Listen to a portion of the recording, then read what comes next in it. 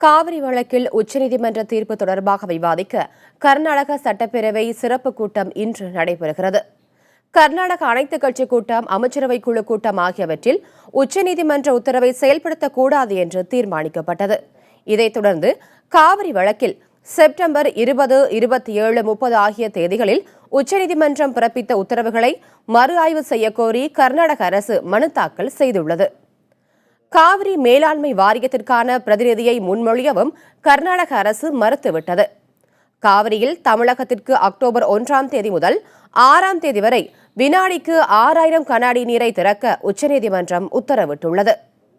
உத்தரவுப்படி காவிரியில் தமிழகத்திற்கு நீர் திறந்து விடாவிட்டால் நீதிமன்றத்தின் கோபத்திற்கு ஆளாக நேரிடும் என கடந்த விசாரணையின் போது உச்சநீதிமன்றம் எச்சரிக்கை விடுத்திருந்தது. இருப்பினும் கர்நாடக அரசு உச்சநீதிமன்றத்திற்கு கீழ்ப்படியாமல் இருக்கிறது. ஆகையால் வரும் 6ஆம் தேதி நடைபெறவுள்ள காவிரி வழக்கு விசாரணையின் போது கர்நாடகாவிற்கு எதிராக கடுமையான நடவடிக்கை எடுக்க உச்சநீதிமன்றம் உத்தரவு பிறப்பிக்கும் என்று எதிர்பார்க்கப்படுகிறது.